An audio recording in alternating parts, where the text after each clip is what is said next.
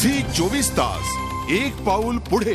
गेले काही दिवस उद्घाटनाच्या प्रतीक्षेत असलेला बहुचर्चित ईस्टर्न फ्रीवे म्हणजेच पूर्व मुक्त मार्ग अखेर उद्या वाहतुकीला खुला होतोय। 10 जूनला झालेल्या पावसामुळे सखल भागात पाणी साचल्याने रस्त्यांवर वाहतूक कोंडी झाली होती।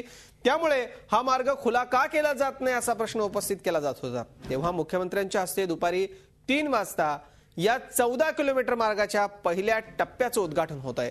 या मार्गामुळे जवळपास चेंबूर पासून ते अगदी सीएसटी पर्यंत 20 किलोमीटरचा जो प्रवास आहे तो अत्यंत सुखकर वेगवान होणार आहे। मुंबईकरांच्यासाठीच नाही तर मुंबई बाहेरून जे लोक येतात आणि ज्यांचं थेट मंत्रालयाला विटीला कुठलंही काम आहे त्यांना थेट जाता येणार आहे आणि या सगळ्यामुळे निश्चितच मोठा दिलासा आहे। यावरचा एक स्पेशल रिपोर्ट पाहूया।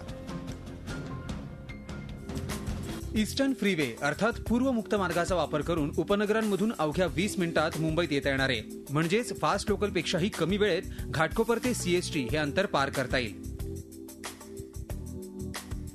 सीएसटी ते पांजरपोळ शिवाजी चौक हा 14 किलोमीटरचा पहिला टप्पा आहे। पांजरपोळ ते घाटकोपर हा 3 किलोमीटरचा दुसरा टप्पा। डिसेंबरमध्ये खुला झाल्यानंतर हा फ्रीवे खऱ्या अर्थानं पूर्ण होईल। आनंदाची गोष्ट म्हणजे या फ्रीवेवर टोल नसेल, एकही सिग्नल नसेल, त्यामुळे उपनगरांमधून शहरामध्ये अवघ्या 20 मिनिटात येता येईल। फ्रीवेवर येण्यासाठी किंवा हा फ्रीवे सोडण्यासाठी एकूण 9 ठिकाणी एंट्री आणि एक्झिट रॅम्प देण्यात आलेत।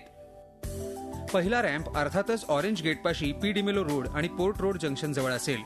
कुलाबा फोर्ट, नरिमन पॉइंट आणि दक्षिण मुंबईतल्या अन्य भागातून फ्रीवेवर एंट्री एक्झिटसाठी हे रॅम्प असतील। पोर्ट रोडला बाहेर पडण्यासाठी आणखी एक डाऊन रॅम्प थोडा पुढे देण्यात आलाय।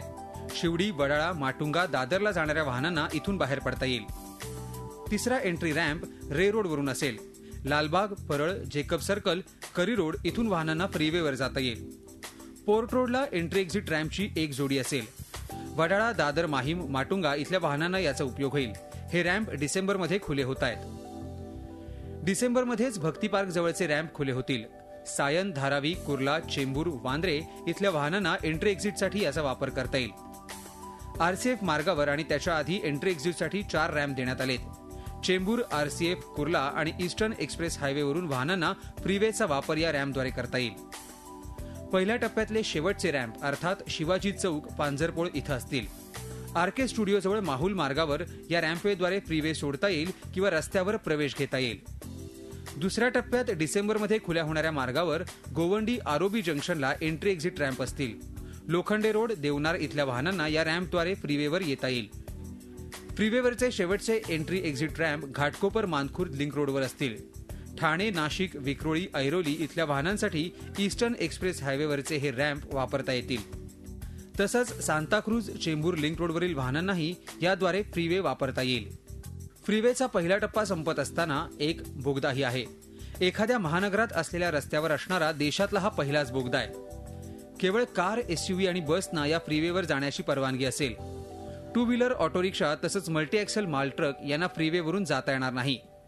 फ्रीवेवर जास्तीत जास्त वेग मर्यादा 60 किलोमीटर आखून देण्यात आली आहे। एमएमआरडीएच्या अंदाजानुसार दररोज 35,000 वाहनं या फ्रीवेवरून प्रवास करतील। या फ्रीवेमुळे मुंबईची वाहतूक अधिक गतिमान होणार आहे। देशाच्या आर्थिक राजधानीला आंतरराष्ट्रीय दर्जाचं शहर बनवण्याच्या दिशेनं पडलेलं हे महत्त्वाचं पाऊल आहे।